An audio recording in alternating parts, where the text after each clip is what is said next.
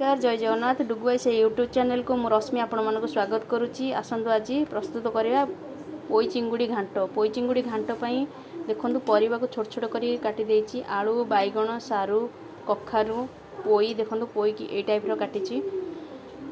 माटी आलू को नेकी प्रस्तुत करवा पोई चिंगुड़ी घांट। आपण माने देखंतु पोईर पत्रटा को अलग जगार काढ़ी रखी देइछि। देखंतु बाछिकी धोईकी रखीछि। आसतु आज पोई चिंगुड़ी घांट पाई कौन कौन सामग्री दरकार देखंतु। अदा रसुण पेस्ट, जीरा सोरिष पेस्ट, लूण, कटा पियाज, काश्मीर मिर्च, लंका गुंड, तेजपत्र देखंतु, चीनी, हलदी गुंड, पंचफुटण, लूण देखंतु, प्योर सोरिष तेल देखंतु, चिंगुड़ी। चलंतु एबे प्रस्तुत करिबा। प्रथमे कड़ाईटा को बसई देइछि। देखंतु तातीबा पई छाड़ी देइछि। किछि समय अपेक्षा करूछि। देखंतु कड़ाई ताती गलानी। आमे किछि तेल ऐड करूछि।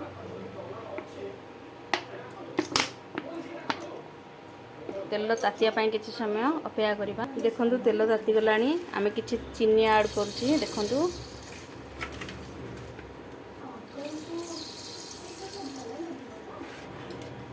चीनी लाल होबा जाके अपेक्षा करिबा। तेजपत्र ऐड कली, पंचफुटण, कटा पियाज,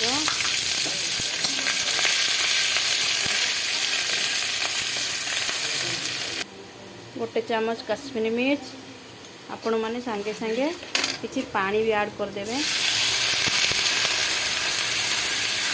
बड़ा सुंदर कलर आसीबो।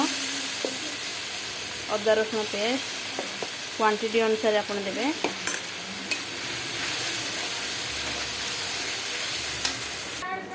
हलदी गुंड 2 स्पून, लूण 2 चामच लूण पकईछि। आपण परिणाम देखिकी क्वांटिटी देखिकी आपण माने पकेबे स्वाद अनुसार लूण। देखंतु बड़ साइज टमाटो गोटे ऐड कली।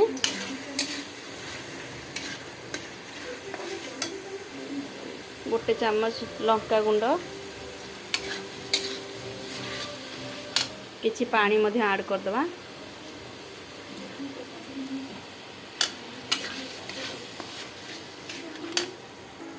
देखंतु एठी कोनोसी गुंड मसला मध्ये ऐड किछि करिवेनी।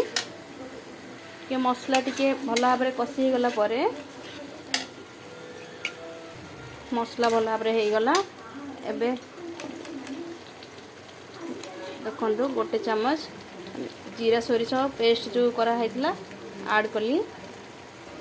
बहुत कम समय आपण माने कसिबे ताको।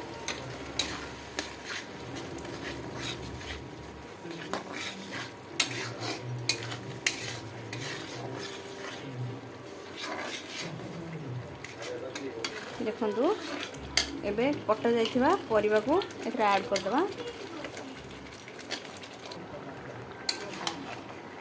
टिके एपड़ सेपड़ मिक्स कर दबा भला भाबरे।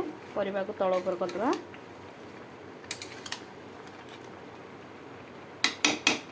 भला भाबरे एपड़ सेपड़ कर देली। एबे घोड़णी की घोड़े दबा। परिबा सिजिया पे अपेक्षा करिबा। आर पटे चुल्ला रे गोटे टाव बसै देइछि। किछि तेल ऐड करूची। अल्प तेल देबे। तेल तातिया पाई छाड़ दोची।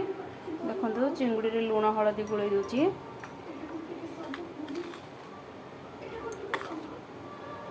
टिके एपड़ सेपड़ कर दबा।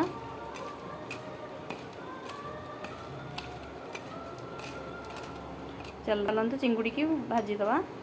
तेल ताती गलानी। एबे चिंगुड़ी की धीरे धीरे पकेबे ना तेल आपण हाथ को आसीबो। भला भाबरे भाजी दबा। सबले चिंगुड़ी को कम भजा करिवे। देखंतु एबे काढी दबा। आपण माने चिंगुड़ी की बेसी टाइम भाजीबेनी ना तार टेस्ट किछि रहइबनी।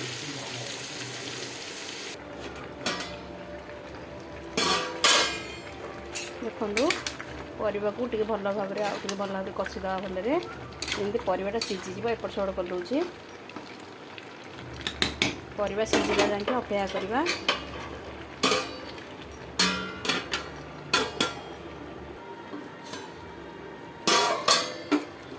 ଦେଖନ୍ତୁ ଭଲ ଭାବରେ କଷି ହେଇଗଲାଣି। ଏବେ ଆମେ କିଛି ପାଣି ଗରମ କରିଥିଲି, ଦେଖନ୍ତୁ ଏ ପାଣିକି ଆଡ଼୍ କରୁଛୁ ଏଥିରେ।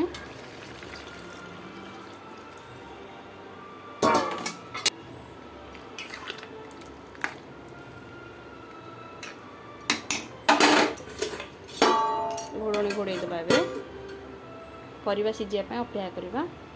ପୋଇ ପତ୍ରକୁ ଚୁନ ଚୁନ କରିକି କାଟି ଦେଉଛି। ଦେଖନ୍ତୁ ପୋଇ ପତ୍ରକୁ ଏମିତି ଏଇ ଟାଇପ୍ର କାଟିବେ, ବେଶୀ ଛୋଟ ଛୋଟ କରି କାଟିବେନି।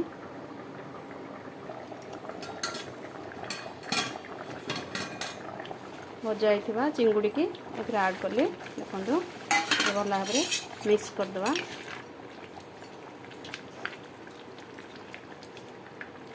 ଦେଖନ୍ତୁ ପୋଇ ପତ୍ର ମଧ୍ୟ ଏଥିରେ ଆଡ଼୍ କରୁଛି। ଟିକେ ଭଲ ଭାବରେ ଏପଟ ସେପଟ କରିଦେଉଛି।